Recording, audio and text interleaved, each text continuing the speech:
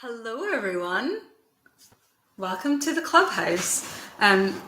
So it is 8 p.m. here in the UK, which means the sun is setting. So the lighting might get a bit weird, but we're just going to roll with it. I am speaking to you from my sofa. Hello. Yes, that's my bike in the background. And yes, I am wearing pajama bottoms. These are treasured top tier Pusheen Halloween pajama bottoms because we all need to be comfy in these times. Hello, everyone. Yay, we've got folk from Spain, Denmark, Massachusetts, North Carolina. Hello. Hello. Yes, from my favorite sofa. So I have, as promised, my cup of really bad decaf coffee. I mean, that's my definition of just instant coffee.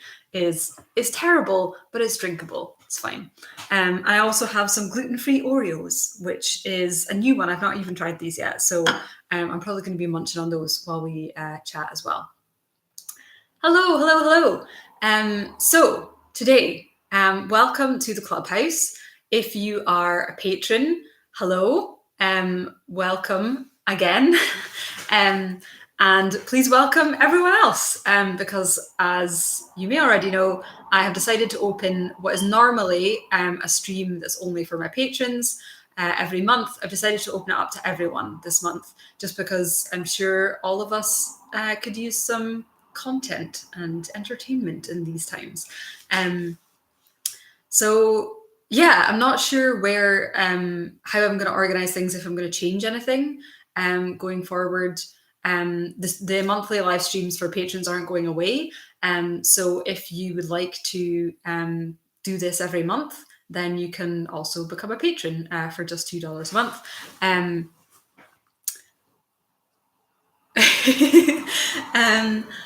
Hello. Oh, there's so many familiar faces and new faces. It's great. So today, well, let me tell you guys how this works. If you are not patron, there's two tiers. There is the $2 tier, which just means that you get access to all of the monthly streams, and then there's a $5 tier. And if you are on the Cherry Danish $5 tier, you get to vote on what the topic of the monthly live stream is. And so I set a poll, and people voted for a coffee ramble about my new novel, which I now slightly regret a little bit because I haven't really worked on it a lot at all recently. But yeah, we'll talk about it. So I'm going to take questions and stuff. If you have questions about, someone's just yelling plot embryo in the chat. Hi, yes, plot embryo. Oh wow, Christina says that they became a patron this morning. Cool. Hello, Kellen's here. Yay.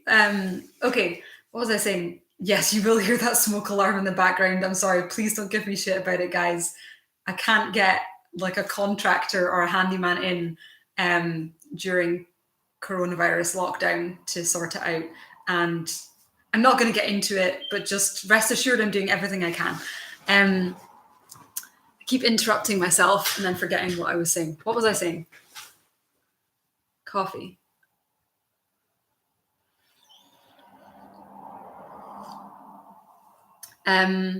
Yeah, people, like, it seems to be a lot more of a bother, to be honest, for everyone else that has to listen to me. I don't even hear it anymore. I've been living here for like 2 months. What is time? Since no, that's almost like 2.5 months. I honestly don't even really hear it anymore, so it doesn't really bother me that much. But anytime I am on a live stream or doing a video call or just a normal call, everyone's like, what is that? So yeah, I'm sorry. Okay, what was I saying? Yes, we're going to talk about my new novel.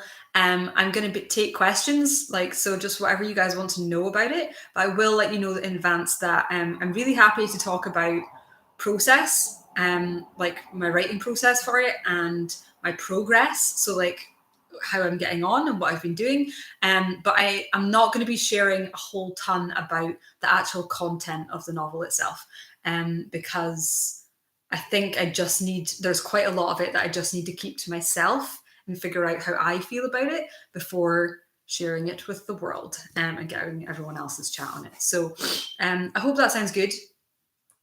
Someone says stand on your bike so you can reach the alarm. You know that is not a serious suggestion.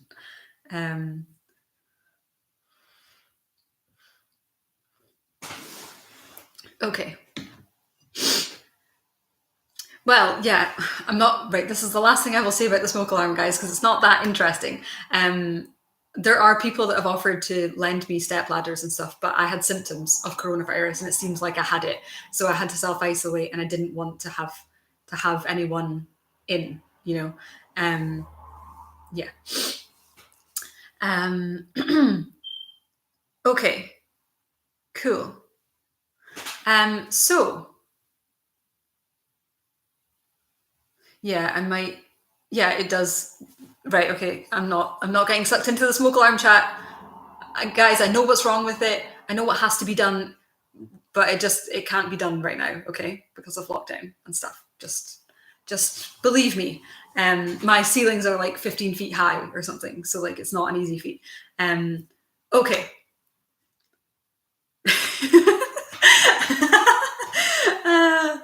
This is everyone just wants to talk about the smoke alarm. Yes, that's true.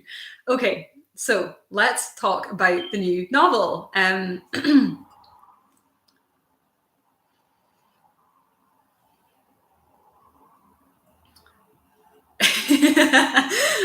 Frey says she's a strong, independent witch. She's got this. Thank you.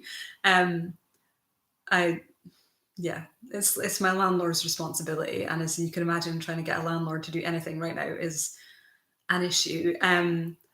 Okay, let's talk about the new novel. What do you guys want to know? So there are some questions that are coming in. Some of them seem to be just a bit more general writing questions rather than about the new project. Right, okay. I guess I will start by just letting you guys know how I've gotten started and where I'm at with it. I do actually have my materials in front of me. So, like what I've actually been using to work on, my notebooks and stuff. I've basically been working analog for all of this so far. So, okay. Oh, wow, questions. Okay. Jodie's asking, what's the theme of your new novel? I'm not going to share that because it's private, it's very personal, and I would like it to be experienced through the story rather than me kind of telling you up front what it's about. So I'm not going to share that, but I'm happy to hear that you're interested.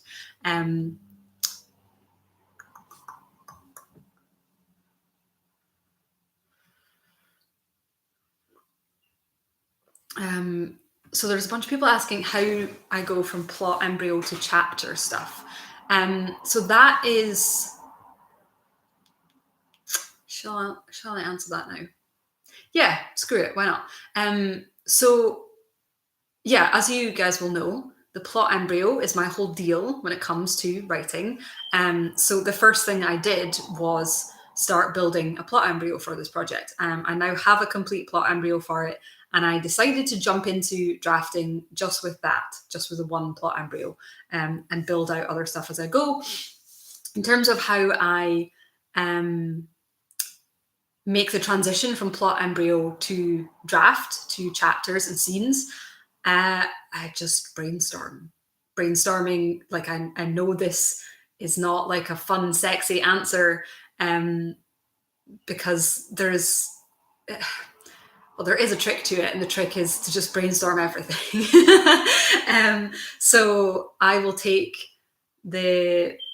figure out where in the plot embryo I want to start the story, and I will just brainstorm, like, well, how do I build that one sentence summary into a scene? Like, how do I want that to play out? I will just brainstorm. I really prefer to brainstorm scenes using the mind map method. I really like to do it analog, and just kind of explore from there. And I also like to gather inspiration in terms of like textual details, so like images for, well, observational kind of details and stuff, like things I've observed in the world, but also using images as well for like settings and characters and things like that. So yeah, so it's not a fun, sexy answer, but that is how I transition from the plot embryo to drafting and to a scene. It's just about changing the scale of the magic questions you're asking. So instead of asking, what's this whole story about, or what's the entire character arc, you're asking, well, how does this scene go? I'm brainstorming that. Okay, I'm gonna dive back into the questions here. I'm really not used to the chat moving this fast, guys, so I'm sorry if I'm missing things here. Lever is saying, this looks like an 80s glamour music video. Thank you. Thank you. Okay. Yes, take a drink every time the smoke alarm goes off. Okay, lots of other people. Kellen's asking about the theme and where I got the inspiration. And Aaron's asking, what made you switch gears to a new project? Interesting. Okay. So I've already said that I'm not going to share the theme, although I do have it. I will tell you a little bit about working on it, though. So that, if you watched the Writing Day with Kirsty vlog, which is where I shared for the first time that I have made the decision to shelve or put to rest North of the End and start working on a new novel. Literally that day, in fact, I've got like a kind of record of the order in which I did things. That day was my first day on this new project, which I don't really know what I'm calling. I've just kind of been referring to it by the main character's name. That first day, I created my story seeds, which is a technique that I share in the Story Magic Academy, which is a technique for basically creating the first kind of idea of a story, of a project. I created my story seeds. I chose my story seed. I brainstormed and decided my theme. And I brainstormed and decided the central conflict. And I made a start on the magic system as well, because it is going to be a fantasy book. So that is everything that I did in the first day. And to be honest, that has been the most productive day on this project so far, because it was basically an entire day dedicated to it, and I haven't really done that since. But yeah, so it was interesting to create the theme, because obviously I've been working on the same project for so long, which was also kind of so obsolete in the theme topics and stuff that I was dealing with. It was like, things that I was interested in or things that I was struggling with like 5 years ago. So it was a bit strange to be like, oh wow, what kind of theme do I want to write about now? Both in terms of like, what's going on in my life, or what have I learned? Like, what do I have to share? But also, what do I want to write about? Like, what's actually going to be good for me? Yeah, so like my theme is actually so deeply personal that I was sitting next to Kirsty brainstorming it, and I actually felt self-conscious just about having it on the page there, sitting next to my friend who like knows a lot of my stuff anyway. So yeah, so it goes really deep, and it's very personal, and I'm not going to share it with you, but I am excited about it. Yeah. So Aaron asked, what made you switch gears to the new project? So I could talk about this forever, but to be honest, what was it? There was a particular time. I think I'd hit some kind of deadline. Like I'd finished like a big project. It might have been for the Story Magic Academy and restructuring things there. And I basically had time to myself again to think about writing again. And I remember actually just quite specifically I was walking to do my groceries, which is like a 15-20 minute walk, but it's actually it's on the cycle path. So it's a kind of nice green, like trees on either side kind of path. And I remember walking down it and I was thinking about writing and North of the End. And but I also I was thinking about like, well, what kinds of projects would I write if I wasn't doing North of the End? Or I was thinking about finishing it and how long that was going to take. And I just had this feeling or this idea, like this just little quiet voice that was like, what if you just stopped? What if you just put it away and started something new? And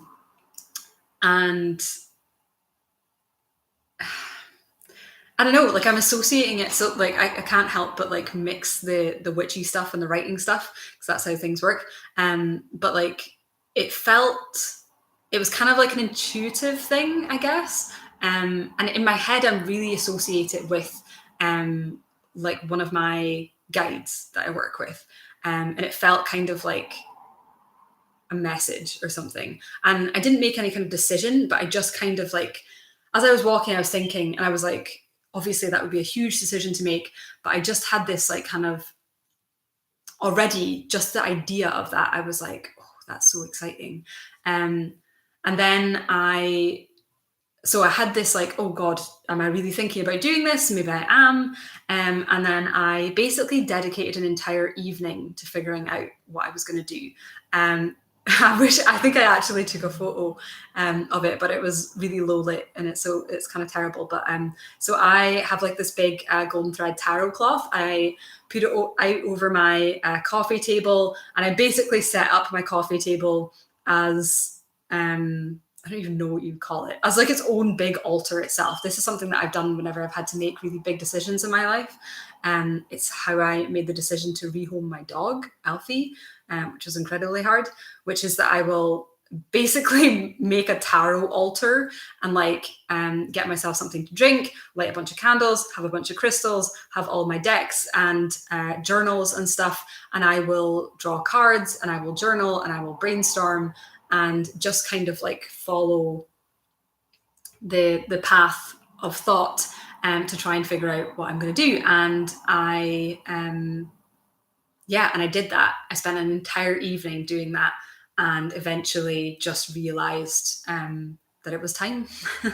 That I knew that I could turn that into a good book, but I didn't really think the cost was worth it anymore, because of all of the time and energy that I spent in it already. And just the prospects of a new project after all this time and after all I've learned was just so exciting. And I knew it was going to be so much faster to actually do. So that's kind of how I made the decision. That was a long answer. I'm going to need to speed things up if I'm going to answer even the majority of these questions.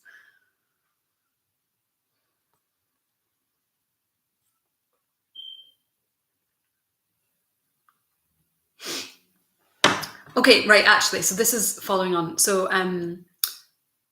Laura said, time period, genre, theme would be awesome to know. And then Sir Fugues a lot said, do you remember what you were doing when the initial idea for the novel popped into your head? So like I said, I spent an entire evening doing divination and journaling and brainstorming and really trying to dig deep and figure out, like, should I quit North of the End and start something new, or should I continue with it? And like I said, I came to this decision where I was feeling like, yes, this is the right thing to do. It's time to put it away and it's time to work on something else. Literally within an hour of making that decision, I knew the next project that I was going to be doing. And it wasn't because I had something in mind already, because I have had other novel projects that I've said in the past that I was going to work on after this, but I really wanted to be kind of running on the same speed as my inspiration, if that makes sense. If you're writing novels that take a really long time, then often you'll like have ideas and you'll put them on the queue, and then the queue ends up being like ideas from years ago, and so you're always kind of chasing your own, what you're actually excited about in the here and now. So I decided to like clear my queue basically entirely of all the stuff that I thought I might work on after North of the End, and just say like no limits. What do I want to work on now? And this idea started from the influences that I knew that I wanted to kind of draw on for this story. Am I going to share them with you? I don't know. I think I might run down a list and I'll give you like some of the vibes. So I've known for a long time that I really wanted to write something basically like urban fantasy, really modern and really cozy and fun, in the vein of some of my favorite fantasy stories, which are Howl's Moving Castle, Kiki's Delivery Service, a lot of just Diana Wynne Jones, who wrote Howl's Moving Castle. Like her stuff is just fucking great. And I really wanted to have that fun, magical, kind of cozy vibe. And so, yeah, so literally within an hour of making that decision, I was like, oh my God, I'm free. What can I do next? And all of these kind of ideas, just for like things that I want to draw on, started to come to me. So so Howl's Moving Castle, Kiki's Delivery Service. I've always wanted to write something that feels a bit like Gilmore Girls, and that's really hard to describe. Like the vibe of it, like that kind of like cozy, like pseudo kind of entrepreneurial, like mix of like career stories and academic stories and like romance and stuff, and just like the fun and the wit and just the vibe. And there's other stuff and now I can't remember. I haven't. What's right here? It's right here, girl. Have a look. Oh no, wait, it's not. It's in a different notebook, isn't it? Because this is before I got my specific brainstorming workbook for this story. Yeah, no, I don't have it on me after all. Oh well. Yeah, so it's urban fantasy. I am really terrible with like the names for different kinds of world building stuff. I want to say like Second World. Is Second World the one where it's like a fantasy world? It's not this universe, but there's no portals between them or anything. It's just like an alternate universe. I don't know. So it's going to be something like that. I wanted to do something in a big city because I love really urban stories. And yeah, I think that's most of the kind of inspirations. I also, and this, I don't know how the hell, I keep thinking of this as an inspiration, but it's totally antithetical to all the other inspirations that I've come up with. But I really enjoy the romantic plots in The Witcher. I played the third game and I really like the TV show. And I just think the characters are so great. They're all so traumatized, but I love them so much. And I really enjoy the romantic plots in that. And so that's something I maybe want to draw on. I don't know. I don't know how much romance I want to be in this. Princess Diaries, maybe a little bit. Again, just like super fun, cozy, magical stuff. Yeah, okay, I'm going to catch up with the chat a little bit now because I know that I'm rambling and I'm like, oh, there's lots of stuff that I haven't even seen yet. I'm going to have a munch on one of these Oreos while I do.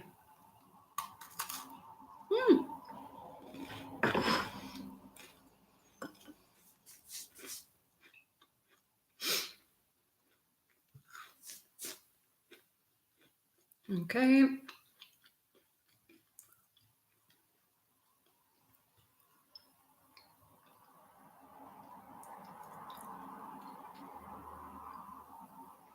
Oh, there's so much here, guys. It's really nice to have all of you, but I feel like I can't catch up.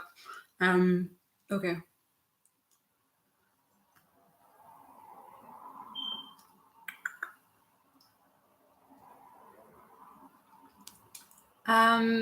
So Fee asks, I'm definitely finding writing my second novel more tricky than my first. Are you finding that too? Yeah, since North of the End was my second novel, it certainly was tricky. So I'm hoping this one's going to be a little bit easier. I know that it's going to be easier because I have chops and I have tools that I did not have when I started North of the End. And it's actually much harder to fix a broken book than it is to just, like, if you know what you're doing, it's a lot harder to fix a broken book than it is to just start a new one that's not broken. Yeah.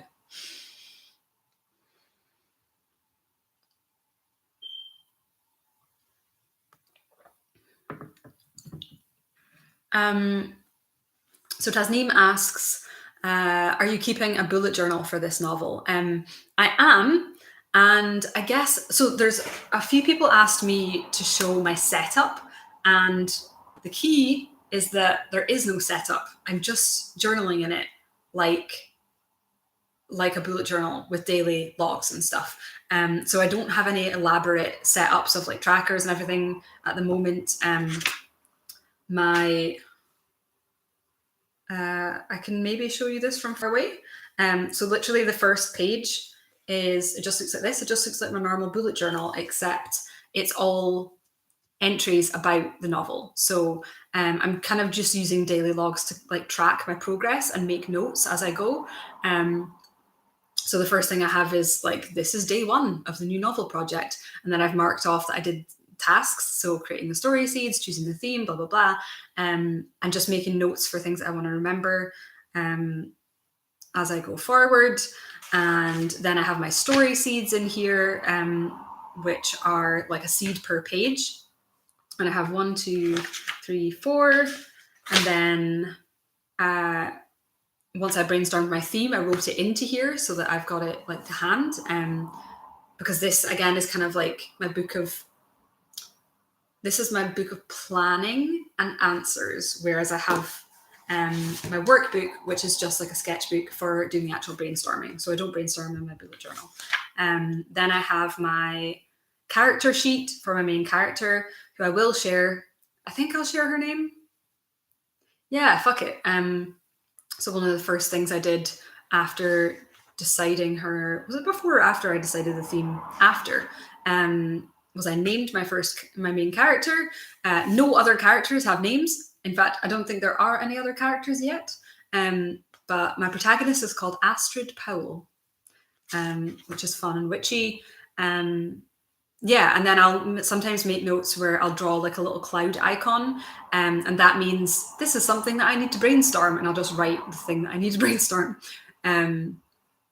Yeah, so that's kind of what my novel journal is. It's actually very like day-to-day, like I just start a new entry every time I sit down to write, and I've just got it to hand.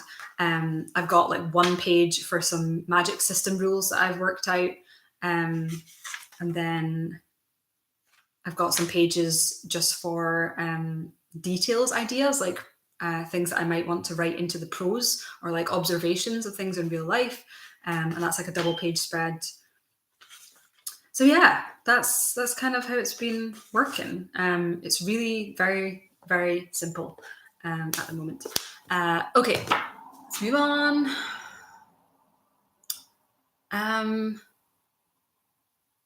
Okay.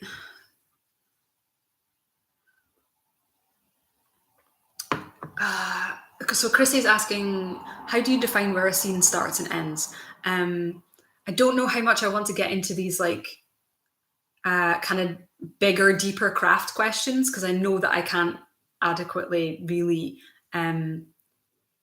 like I can't offer like deep kind of tools and stuff in this format. But I would just say roughly that a scene has a trigon.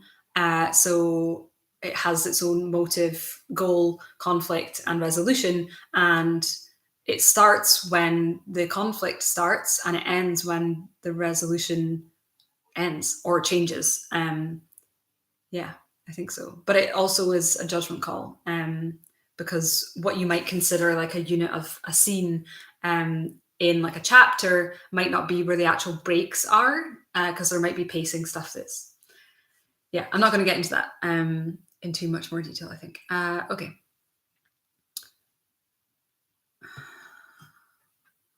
Sydney saying, tell us more about story seeds. I am not going to tell you any more about story seeds because that is part of the Story Magic Academy. It is, well, I can tell you a little bit, but that's lesson 2 of the Story Magic Academy is what are story seeds? How do you create them? How do you literally create story ideas instead of just waiting around for them to fall on your head? I basically have a brainstorming technique for that, which I created back when I was doing that indie game project that fell apart. I'm no longer doing it. Well, it no longer exists. But I needed a quick way to come up with a bunch of different like story concepts to pitch to for this indie game to the like team, I suppose. And so I came up with this method, this technique, which I call story seed technique. I don't know. But yeah, that's something that we learn in that I teach in the Story Magic Academy. Tina's asking about journals. I mix and match depending on what I'm doing. This is a Leuchtturm 1918. My bullet journal is a Leuchtturm. This is actually an art sketchbook. It's just blank. Softback for brainstorming. And I also sometimes use, I've got like a moleskin like softback.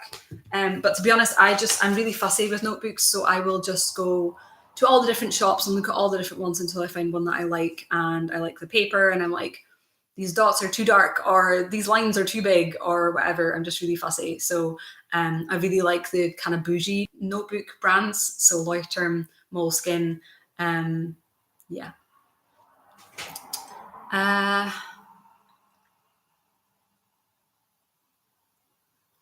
Megan, I am drinking instant decaf coffee and it is not very good, but it's fine. Kyle's asking what the magic system is like.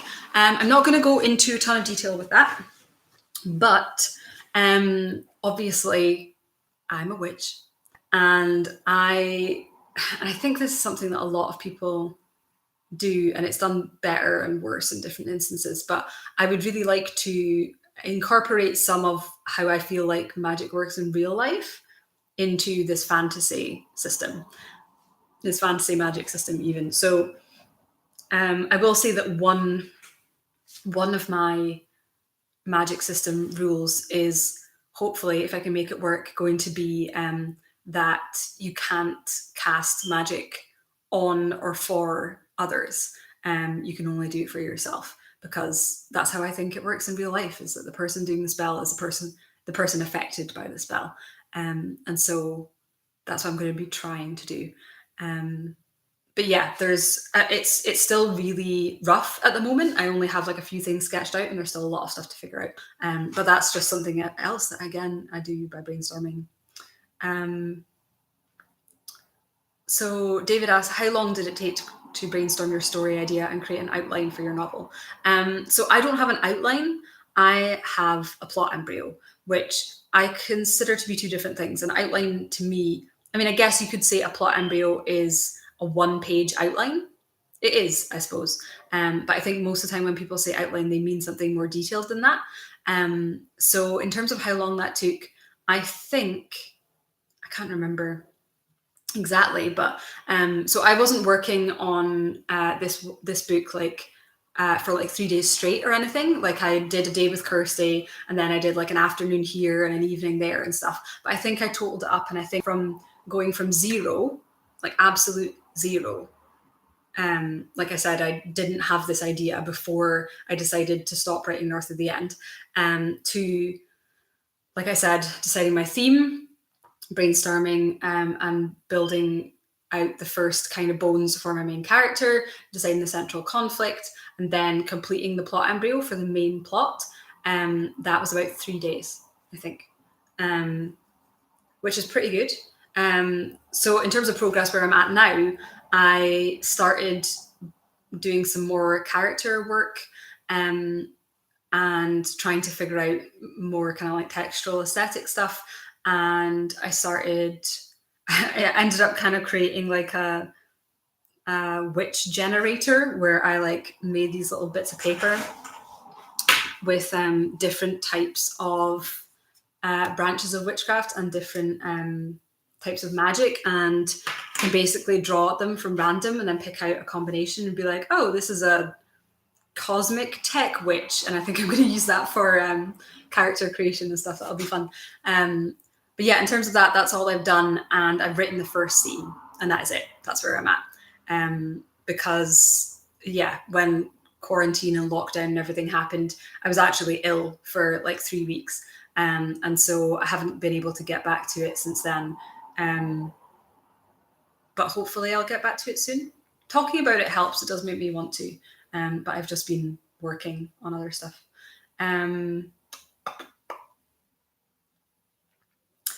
So Mirror and Mask asked, how are you staying creative during the pandemic and shutdown, and how do you find time and energy for writing during this time? Like I said, I basically haven't found time and energy for writing during this time. I've been too busy trying to just take care of myself and also take care of my students in the Story Magic Academy, and just like making sure that everything that absolutely needs to get done gets done. And writing, as much as I love it and I consider it important, and obviously I want to work on this book, it doesn't need to get done. So I haven't really found a lot, to be honest. I'm hoping to kind of going from here. Is there a witch in the new book? Asks Laura. Yes, I think the main character is going to be a witch. Yeah, I think I've wanted to write like a proper witch story for quite a while. As I think like any writers who are also witches, like you have to write a witch story at some point. It's the rules. It's the rules, everyone.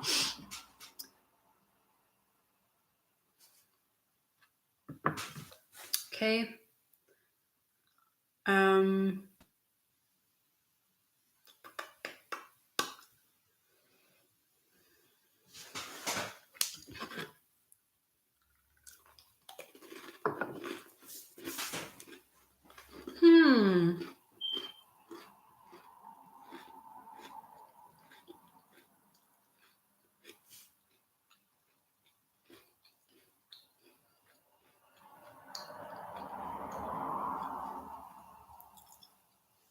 Okay. So Stephen asks, how do you decide which story to develop? Oh, that's getting stuck in my throat.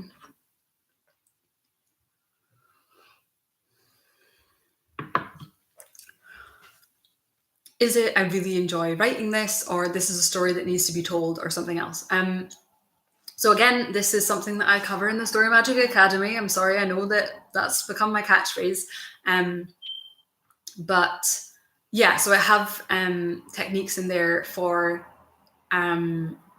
basically figuring out what is the right thing for you to write at any given time. And it is kind of a balance of those things. Like, what am I most excited about right now? Like, what would I enjoy the most to write right now? That's probably a good shout. But also, like, what do I want to say right now? Or what information or wisdom or experience do I want to share?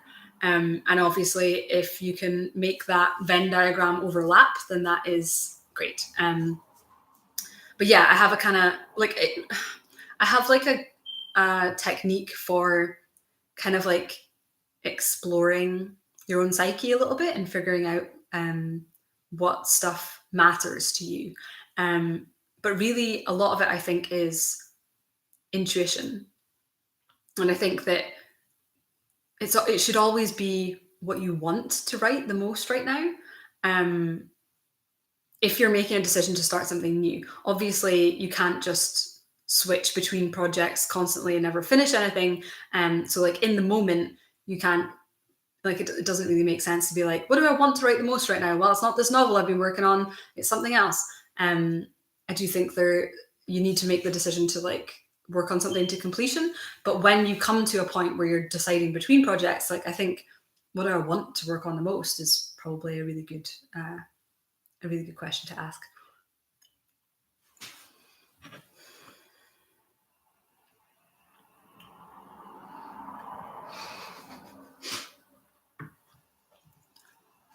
Oh, that's so nice, Carl. Thank you. Carl said, just going to obnoxiously throw this out there, lol. I'm not a paid advocate or affiliate, but Rachel's Story Magic Academy has blown my mind. Her techniques connect all the dots other techniques put out there. Thank you so much. I'm so glad that it is connecting the dots for you, because that's like my favorite thing to do. Okay. So RM asked, can you talk about developing the magic system? I am not an expert on world building by any means. I really don't have any kind of formalized system. I just brainstorm stuff. I will be like, so how does this work? Brainstorm that. And whenever I hit on something I like, I will pick it out and write it down. Yeah, so that's basically it. Yeah.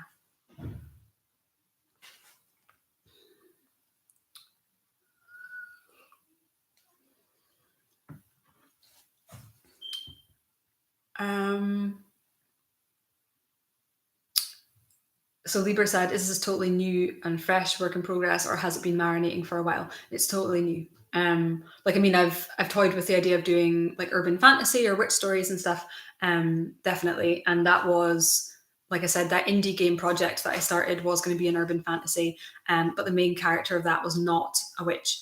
And so this is a totally new project. Yeah.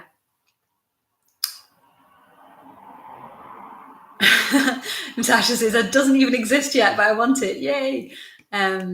Yes. Gregor's here. Oh my God. Hi. He says Gilmore Girls-esque is a strong goal. Yeah, I don't know how the fuck I'm going to pull that off. Urban fantasy with Gilmore Girls vibes. Like, it's high. It's high stuff.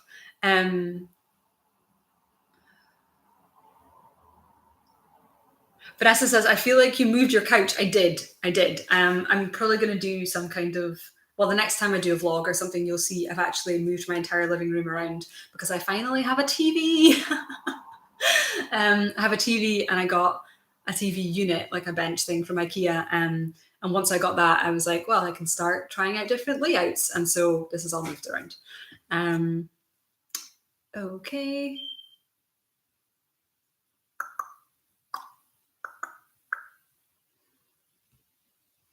Right, sorry, I just lost my place in the chat.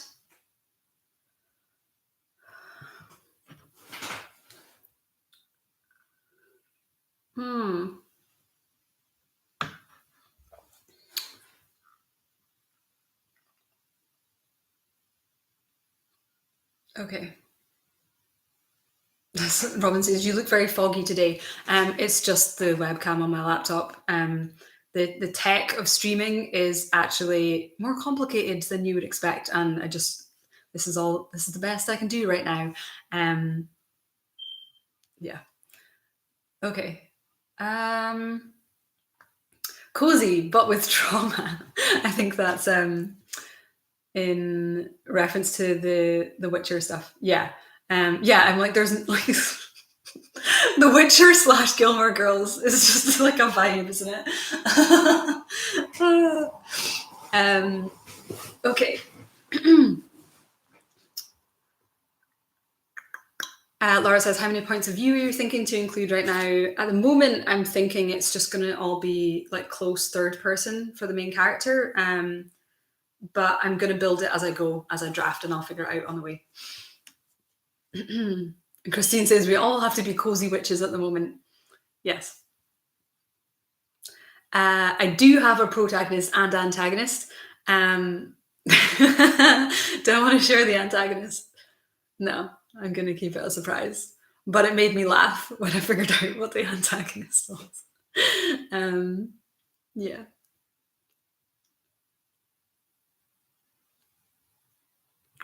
Okay.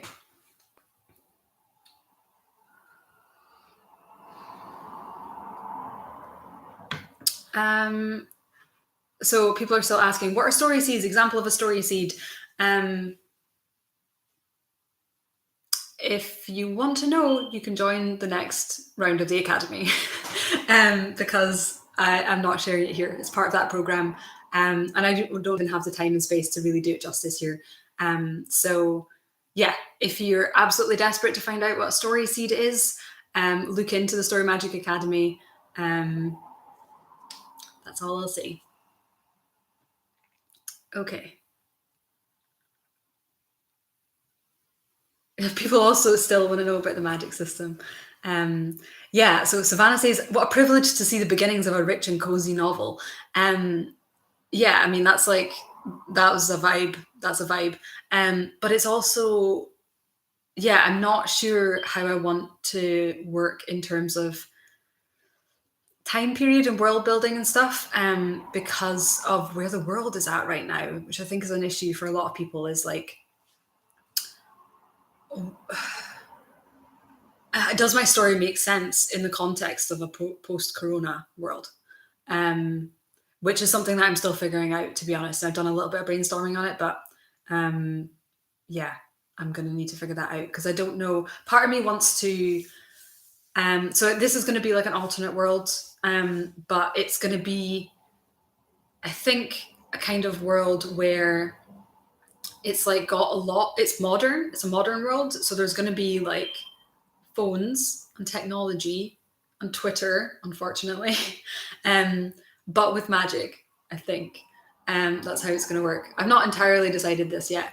And in that kind of world, I'm like, well, I'm either setting it, I'm either pretending that nothing like Corona is happening in that world, or it's before it, or it's during it, or it's after it. And I'm trying to figure that out.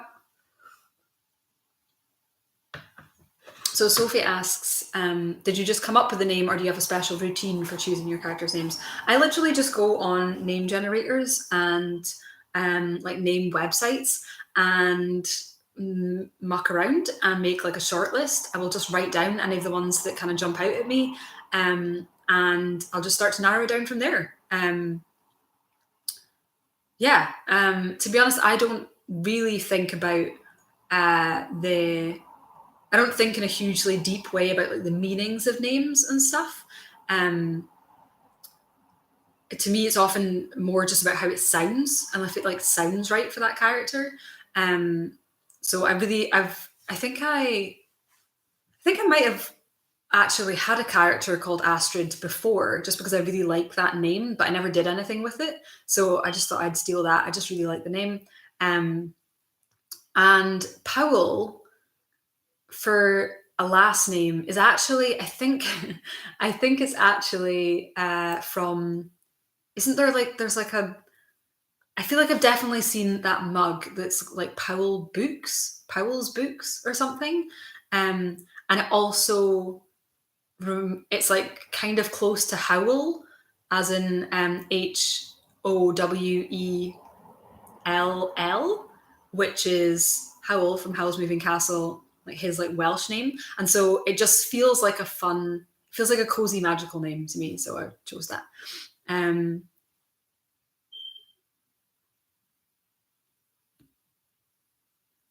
Okay.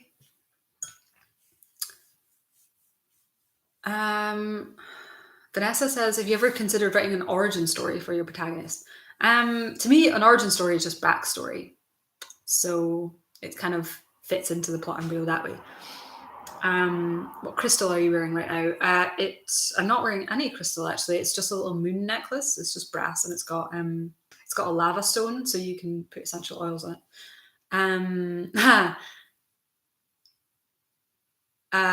So Libra says, what scent do you write with? I actually started a new Yankee candle for this project.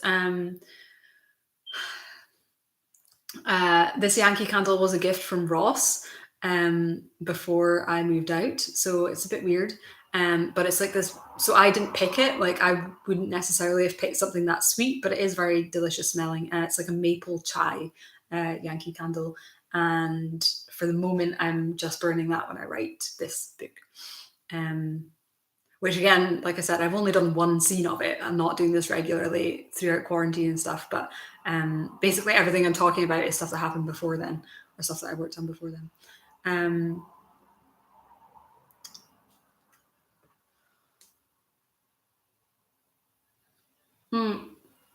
Okay, Christina says, your email mentioned you were going to talk about your favorite magical books and YouTube channels. I'm excited to hear about them.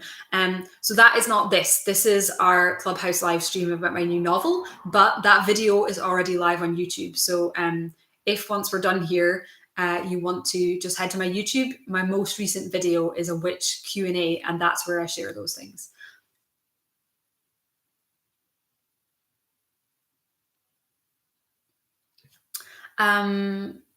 So Libra asked, do you do a plot embryo to begin with or an outline? Plot embryo, always. To be honest, I'm thinking about not even doing any more detailed of an outline until I get finished this first draft and I get into revising. Cool.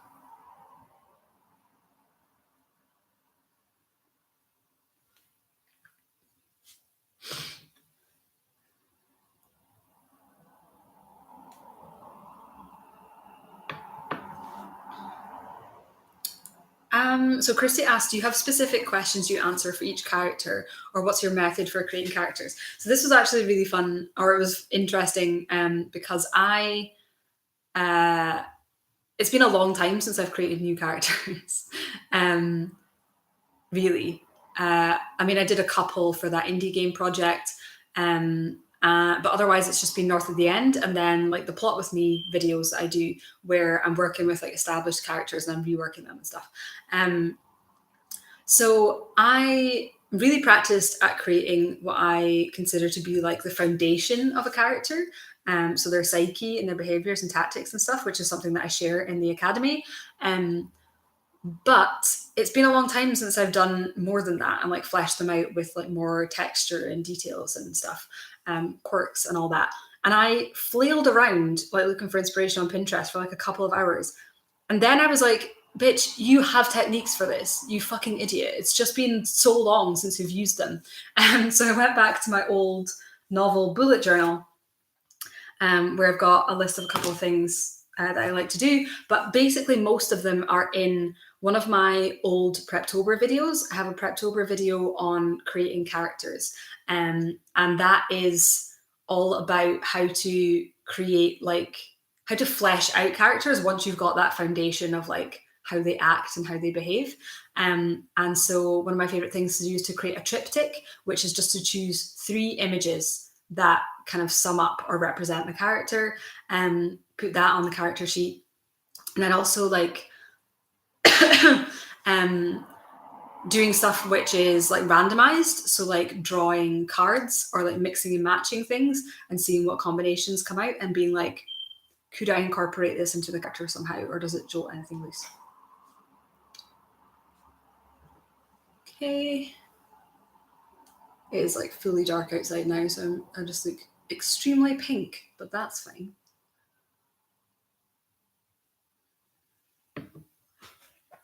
Okay.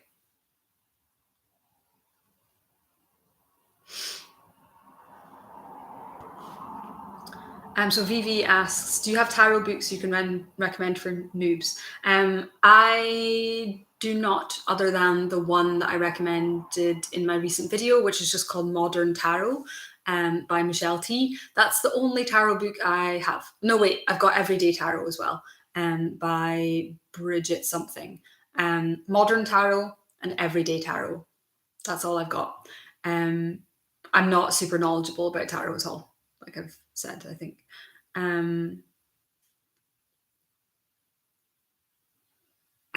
Do you think this is going to be a standalone book or a series? Asked Laura.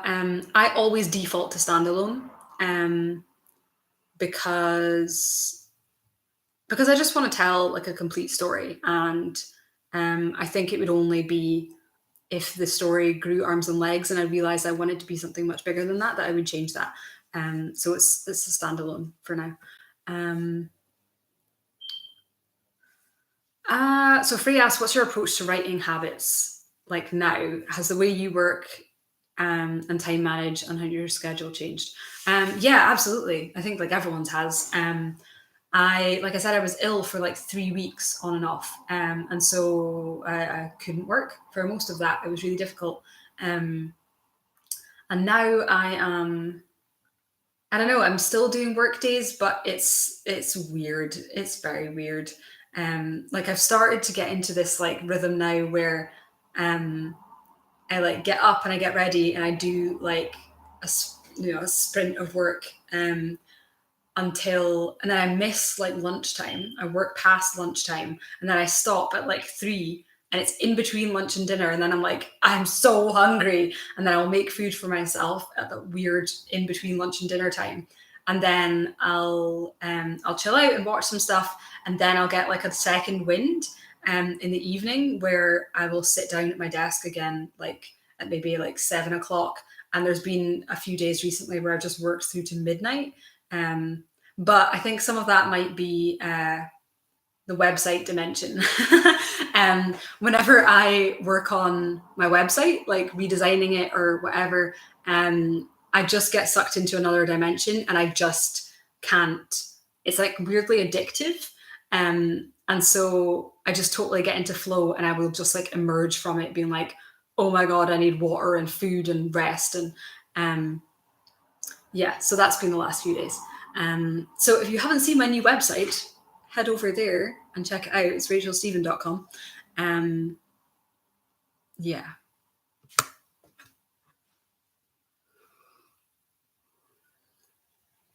Tracy says, how do you deal with the guilt of abandoning a project? That was stuff. So it's been a while now since I made that decision. So I can't really remember the exact like feelings process that I went through, but that was part of like I said, I did divination and journaling and some introspection and stuff on that. And I think as soon as I started to work on the new project and I suddenly felt this new like lease of life and this new kind of wave of energy and this freedom and stuff, as soon as that hit me, it was so clear that it was the right thing to do that yeah, like, and I'd like packed all my materials and stuff far away and kind of said goodbye to it, which helped as well. But it does feel a bit weird sometimes. It does feel like, oh God, I can't believe I worked on that for so long. And the temptation is to be like, and it was all for nothing, because it's not going to be shared. But I think that's the wrong way to think of it. It wasn't all for nothing. It taught me the plot embryo. It taught me everything I know about the plot embryo and a lot of the stuff I know about writing now. And so that book crawled, so this book can run, hopefully. Yeah.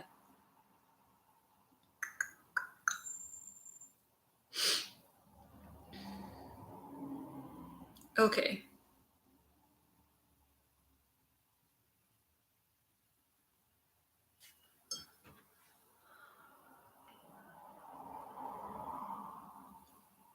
Giovanna asks, I wanted to do the academy, but I haven't finished any novels yet, so I felt I wouldn't be able to take full advantage of it. Is that a thing? Can a complete beginner do the academy? Yes, absolutely. You don't have to have finished a project to do the academy. It's to help you with the start of a project, and like everything that you learn will still help throughout the rest of it, but it's really to get you up and running with the start of one. And it's not like, so it teaches story structure, it teaches storytelling.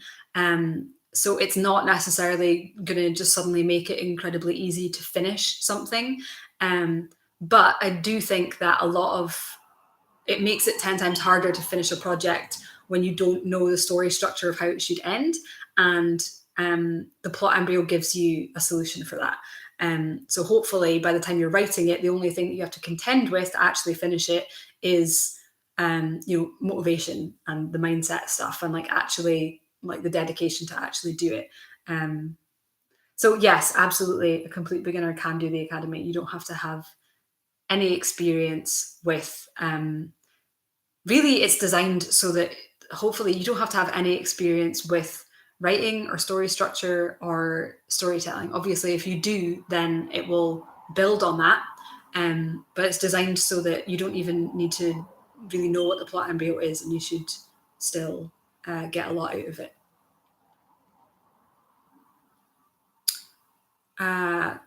Joseph Smith says, what's the website of the Story Magic Academy?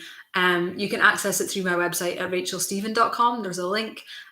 Or you can just go to academy.rachelstephen.com. So there's like a waitlist page up at the moment because we're in session, so enrollment isn't open.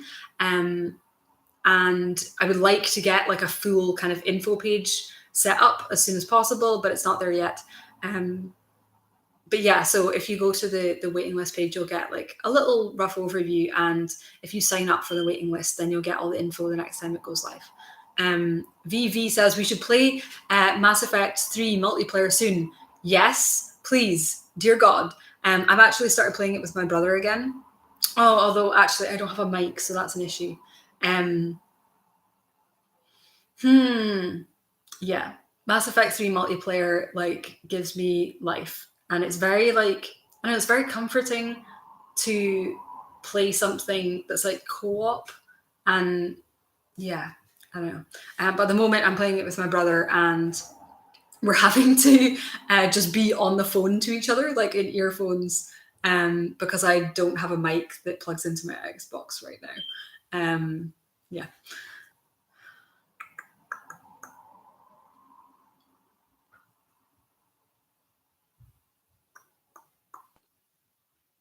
Cool.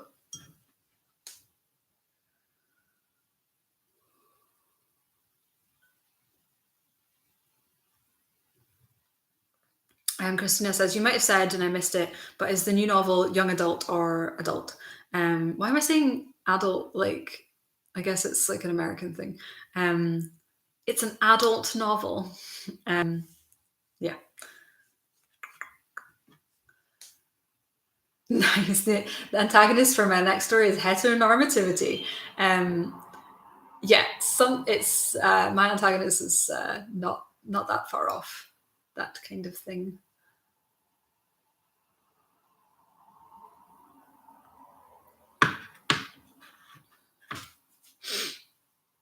Okay.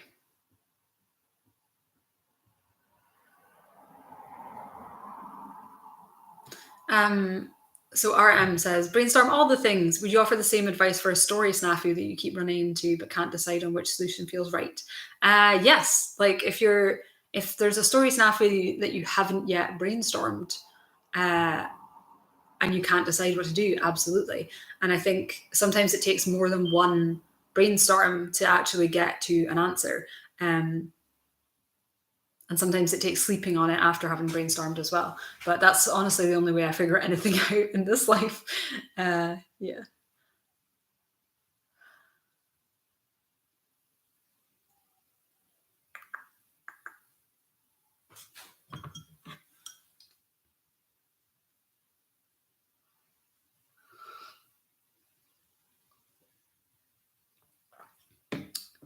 Yeah, someone's telling me that Pebbles Books is definitely a big thing. I have no idea really, except that I've seen a mug that looks really cute, and I was like, I like that word. It's mine now. Yeah.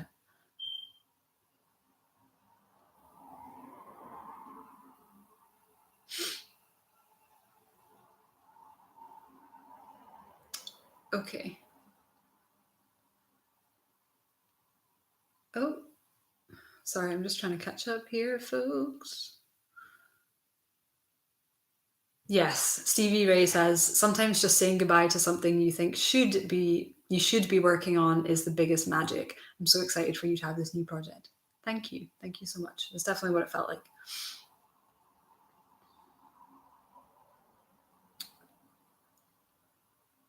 Okay. Yeah, okay. So is there anything else you guys want to know about the new novel? I think we've covered quite a lot. Red says, "Are you thinking of opening another semester of the academy?" Yes. The plan for the foreseeable is still to run it twice a year. So one semester that starts in winter, and then one semester that starts in summer. So the winter semester folks from 2020 are just finishing up. We're on their last couple of weeks, and yeah, if all goes according to plan and stuff, and nothing changes, I'll be opening up enrollment again in summer. Cool. Yes, of course. We could just use Discord for playing multiplayer. Thank God for you, Gregor. Thank you. Um, so also, I might just embarrass you with a little shout out. If you guys have seen my moving vlog, Gregor is my friend that comes to visit at the end, and we've known each other since high school. Um, and he is my games friend. Olivia asked, have you been playing Animal Crossing? I have not, because I do not have a Switch.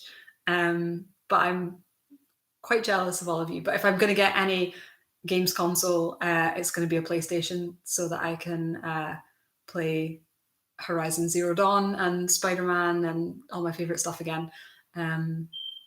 Yeah. We're just getting into random questions now, but that's fine. That's fine.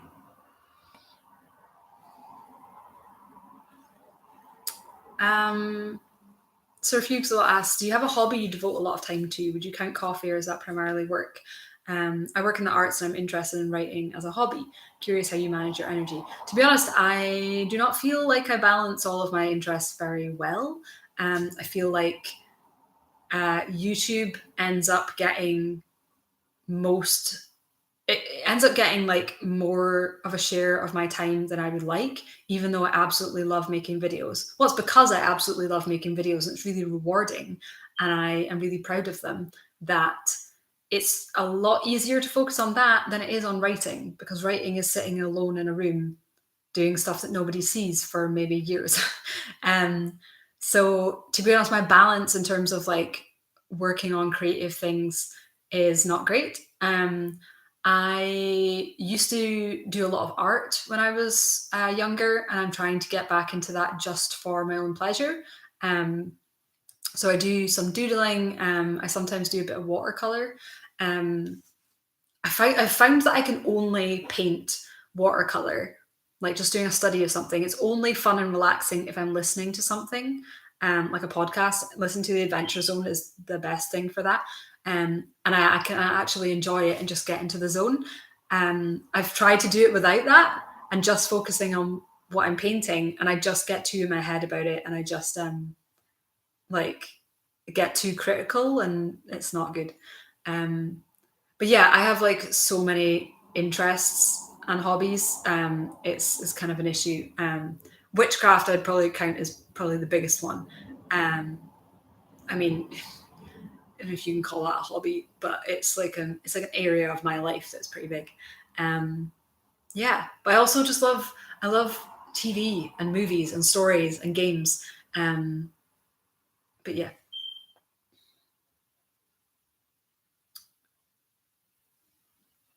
cool. Danielle just joined Patreon. Thank you.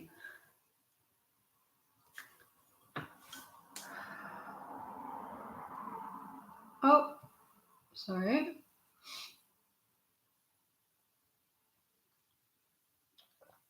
Okay.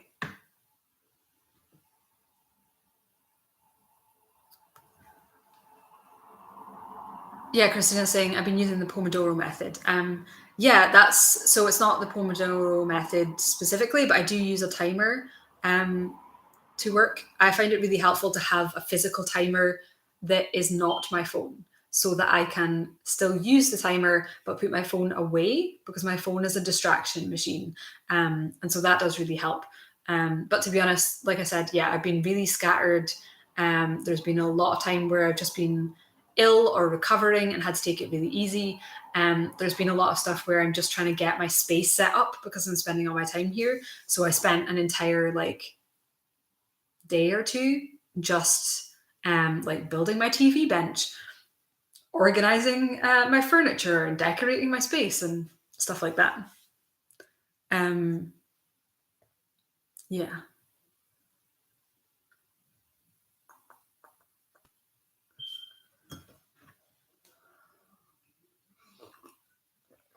Tracy, there's no such thing as an antagonist that's too close to the character. Your antagonist can definitely be the mother. That's totally fine. Um, okay, cool. Wow, I've actually caught up with the chat. Um, yeah, so like when I'm working on things that I don't necessarily want to be working on, but I need to get done, I'll use the timer and I'll work for 45 minutes and then I will take a 15-minute break. But recently I found, to be honest, now that I've got my energy back and I'm kind of just like floating around working on whatever I feel like, other than like I try to get the stuff that I have to get done as soon as possible, but otherwise I'm just kind of floating around working on whatever I feel like. So for sometimes that's just been decorating my living room, and some days that's been redesigning my entire website, or working on that witch Q&A video, which took like all of yesterday and today. So what was I saying? Yeah, so it's really not been very structured. I've just kept yeah, so like I was saying, sorry, I set a timer to get me to like actually sit button chair and do the stuff when I'm not particularly like jazzed about the thing that I'm doing. I just know that I have to get it done. But when I've been just kind of letting myself do work on whatever I want to work on, I tend to just get sucked into it and probably work for too long. Like I said, I've been working till like midnight some nights, especially on the website stuff. Like I said, I just get sucked into the website dimension, and it's like I can't like unstick my eyes from the screen. Yeah.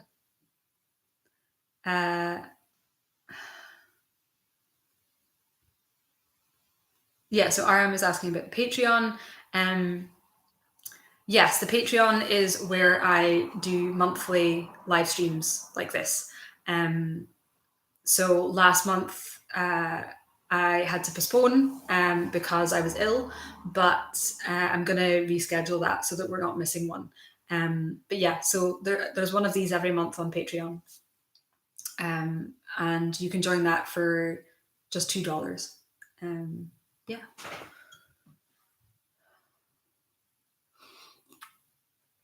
JT asks, did you learn anything not to do for future projects through working on North of the End?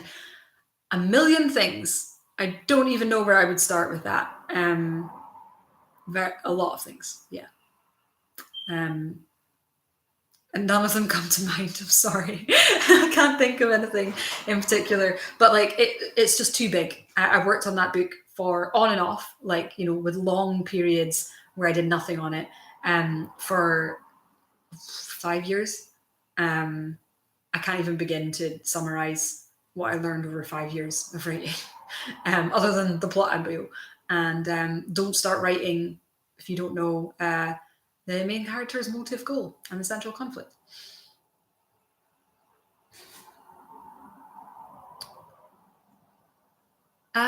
So Sir Fugues a lot is asking, are you setting deadlines for your new book, or do you prefer to work without them?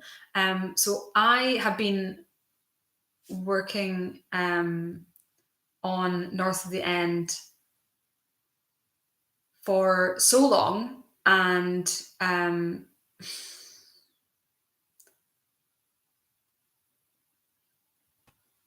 okay.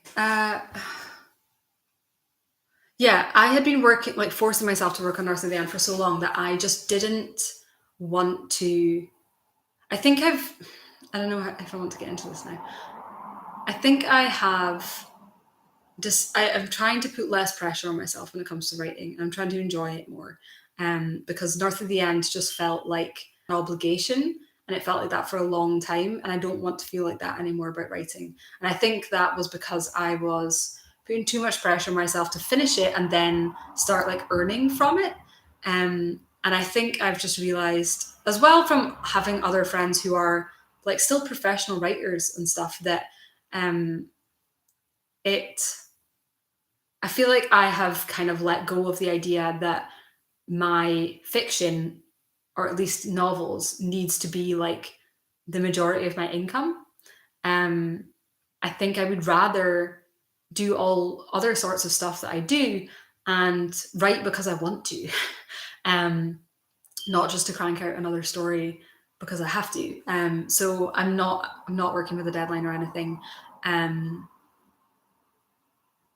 Yeah, because I want to keep it fun I want to keep it as fun as possible for as long as possible. Yeah. I am going to just sort out the chat.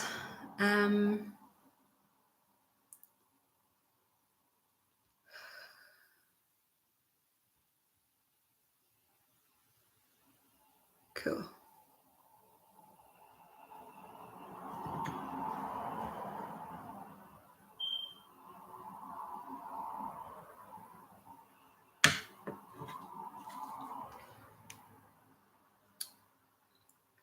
Wow, we have attracted some weirdos. Cool. Yeah, it's not great when a creative project starts to feel just like an obligation. Absolutely.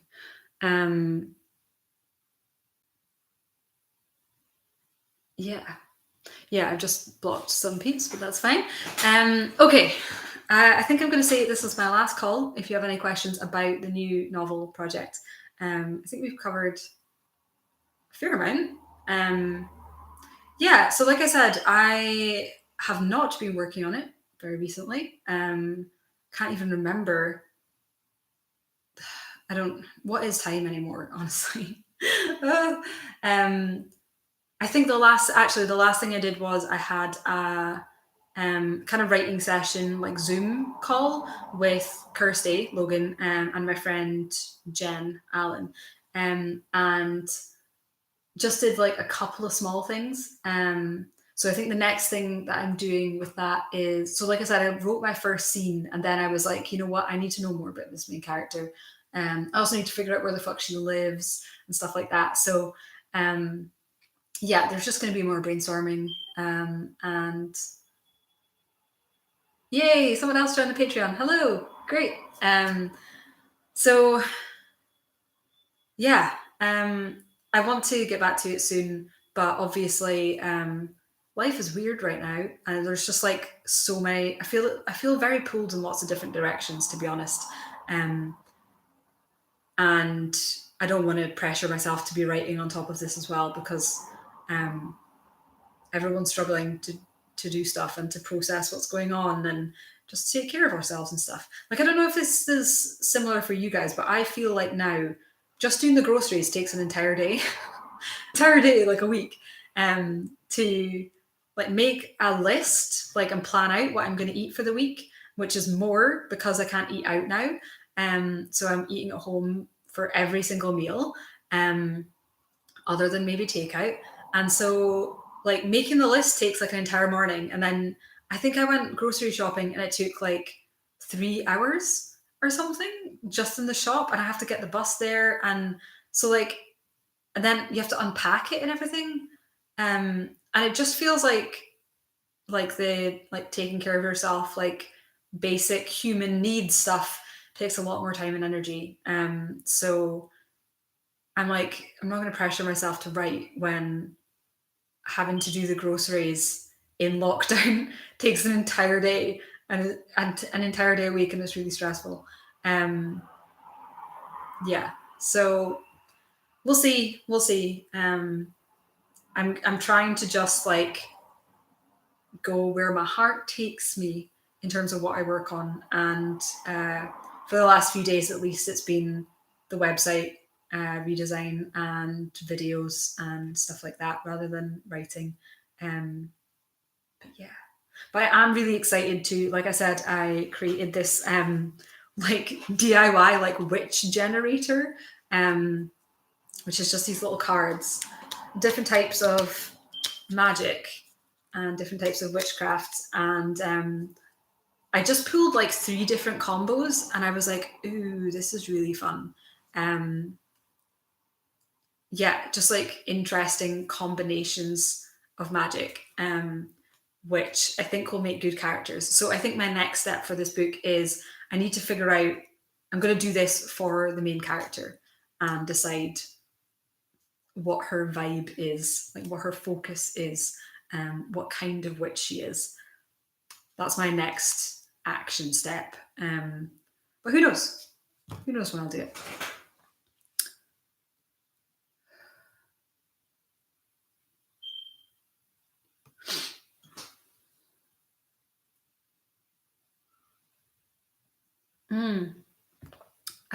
Surf Uxalot says, didn't you say earlier you're working all analog in notebooks for now? How do you like it? I'm so used to working on computers, it sounds like it'd be refreshing. I really love it. So I'm trying drafting by hand again. I actually started shooting a vlog on it, and then everything happened and I just haven't done any more. So that one scene that I wrote by hand. And yeah, it's definitely too early to tell how much I like that, and how much I will do of this versus typing. We'll see. I'm kind of inspired by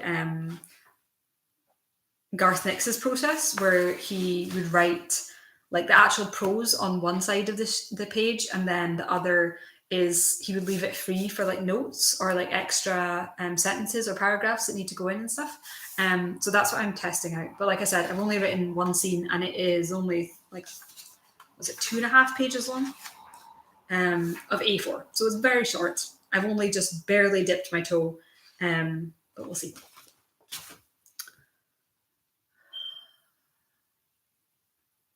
What country is your book going to take place in? I'm not sure yet. I really liked the idea of New York, because I just love New York. I was actually like hopefully going to start saving for a trip sometime in the next few years, but who knows if that's going to happen now. But I knew I wanted to do like a big cosmopolitan city, so it's either going to be New York or somewhere else, or a made-up city. I don't know yet.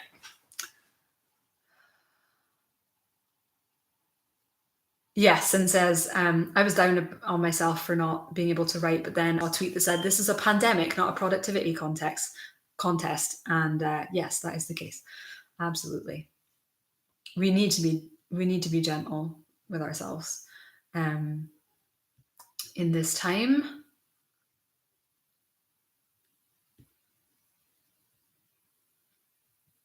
Okay. Yes, JT is saying, it took me a whole day to do groceries today too, so I feel you there. Yeah, absolutely.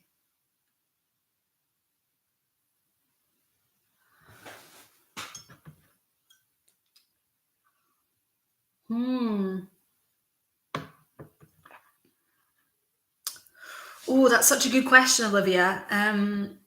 What are some favorite modes of self-care these days? Where do you even start with that? To be honest, a lot of my witchcraft is self-care, just like in a magical form. So some of that, trying to work more closely with my familiar spirit or guide, and get more, I guess, just like more kind of comfort and guidance and stuff from that particular area. I am still doing therapy with my therapist over Zoom, and that's really important right now. As you guys may or may not know, I went through a huge breakup like 2 months ago, and so I am living alone for the first time. I'm post breakup. I'm still kind of like grieving and recovering from that, which I think is going to be just still a long, slow process. And on top of that, we have all of the corona and lockdown stuff. So to be honest, I've been very, very up and down. I've had times where I'm fine, and I've had times where I'm just like crying uncontrollably.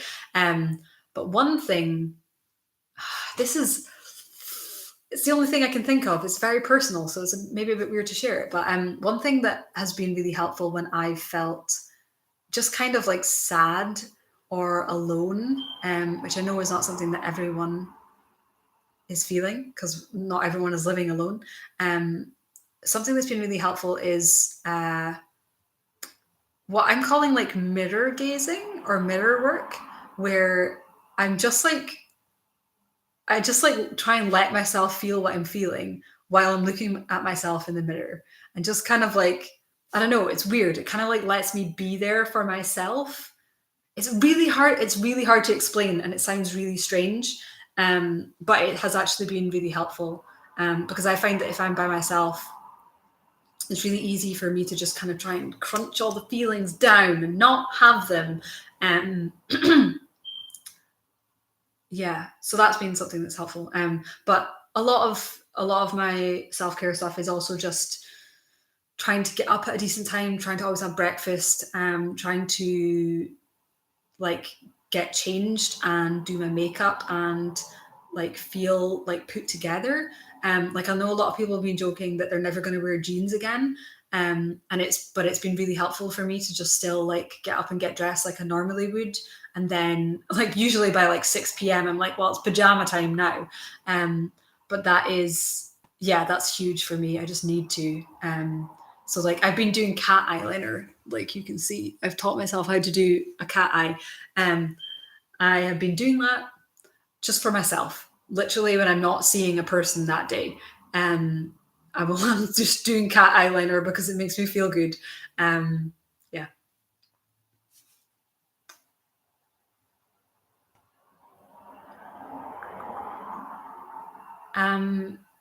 So Jeffrey is asking, how important have your YouTube videos been to your career outlook? You have a very personal vlog style. It must take a lot of time, which has probably made you a lot of friends. I have started to really see YouTube as a creative outlet and one that is like a creatively satisfying practice in and of itself.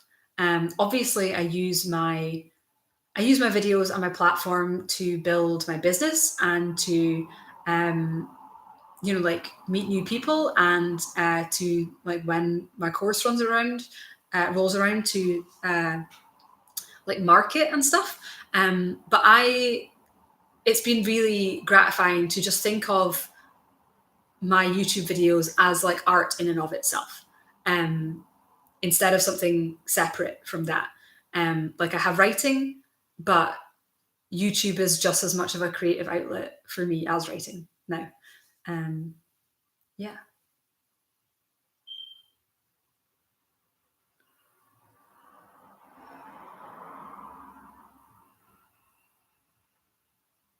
Okay.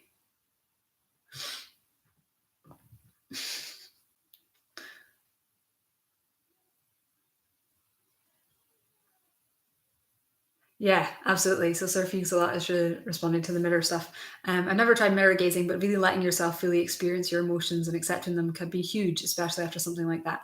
Um, yeah, like that is it's something that I had to learn really fast while going through this breakup, is that all my feelings just felt so overwhelming all the time that over the few days of it kind of happening, like I just had to kind of like ride the waves.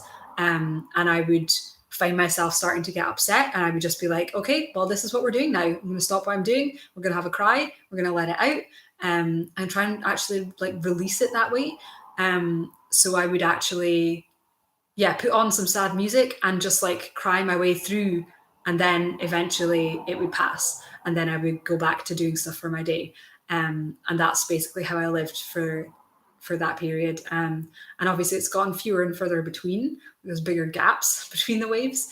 But that has been the only way to get through it, because I find it always just starts to get worse whenever I try and pretend that I'm not starting to feel sad or upset about something. Absolutely. Olivia says, thank you for sharing. I feel all those things and I haven't tried mirror gazing, but I'm definitely going to try it to be there for myself. Yeah, if you want to try that, I mean, I give it this fancy name, mirror gazing, but I'm just like, it's just looking at yourself in the mirror while you're sad. But something that does help is having nice lighting. So if you have candles or fairy lights or something near the mirror, to yeah. And so like sometimes I won't necessarily talk to myself in the mirror, but I will sometimes talk to myself in the second person when I'm upset and stuff, like as if I was my own friend. This sounds really weird, but it really helps. So that's something I'd recommend as well. If you are like upset about something and don't feel like there is anyone around you can share it with at that particular time. Yeah, and Gregor says solidarity. Life is some tough stuff at the moment. Hell yes, it is. Yes, catharsis. That is the word I'm looking for. Yeah.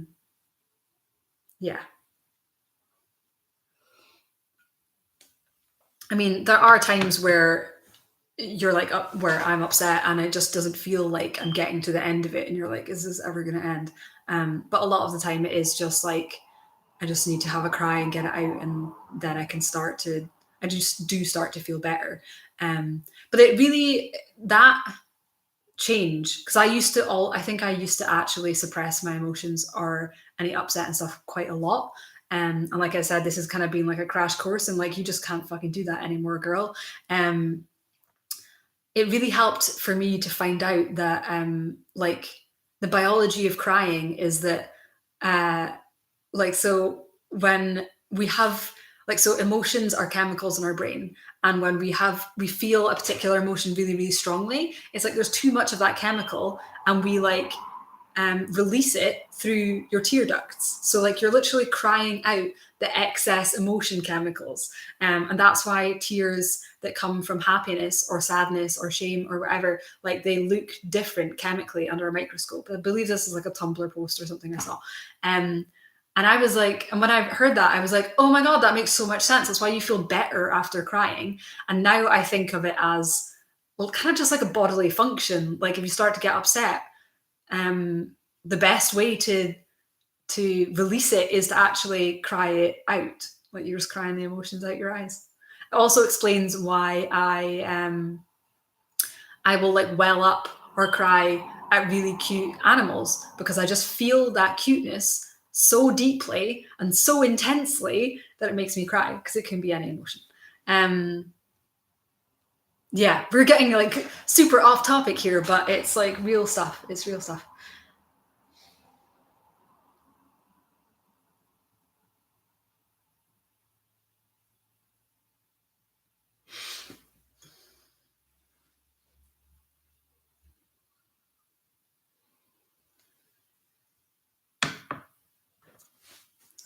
Um, yeah, since that tear microscope post is so good. You know the exact post I'm talking about. Tumblr life. Um, yeah. Oh, I'm so glad that that's resonating, Olivia. I'm still figuring it out. There's a lot of the time where I feel like I don't know what I'm doing, but there's little things here and there that have helped. Um, yeah. Yes, cuteness tears, absolutely. Yeah, I'm just a person that like I feel things very strongly. It's just one of my things, and that means that I'm liable to cry quite a lot. Like, yeah. I could just start talking about some things right now that would make me cry. I just know it. I can feel it. I can feel the level that we're on. Um, Yes, I love that. So Frey says, my counselor puts it as our emotions are a part of us asking for us to acknowledge them in that moment. And I really like that idea. Yeah. And I think that's part of what helps. I think that's why mirror gazing helps, is because I can watch myself and I can see my own expressions, and I can see that I'm upset, and I can just be like, oh, girl, you're upset. I'm sorry. um, yeah, it's just like acknowledgement and affirmation, and like not trying to be like, why are you upset, or like don't be upset, just being like, oh, you're upset.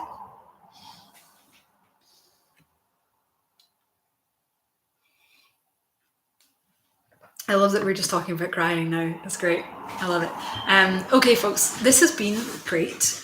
Other than some weird trolls. So we've been going for like an hour and a half now, so I think I'm going to wrap it up here. But this has been lovely. It's been really nice to speak to you all.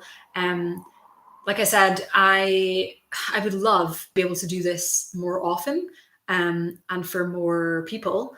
Now that we're all in lockdown, I know that doing things like this are more appreciated than ever. I'm just still trying to figure out my own schedule and workload and everything. But for the moment, I'm doing this every month on my Patreon. Like I said, you can join for $2. And if you join for $5, you can also vote on what is the topic that we will discuss on the monthly live stream, which is called the Clubhouse. just to give something a cute name, because you know that I love to do that. Yes. So it's been lovely to have you all. I hope you're all taking care of yourselves and continuing to. And if you need to have a cry, then have a cry, because that's what I'm doing. And don't pressure yourself to write if that's something that you've been doing. We're all just doing our best here. I know that you're doing your best, and I'm doing my best. And I'm going to eat this entire plate of Oreos now. And I'm going to go to the toilet because I really need to go. And I'm just going to chill for the rest of the evening. Thank you all so much.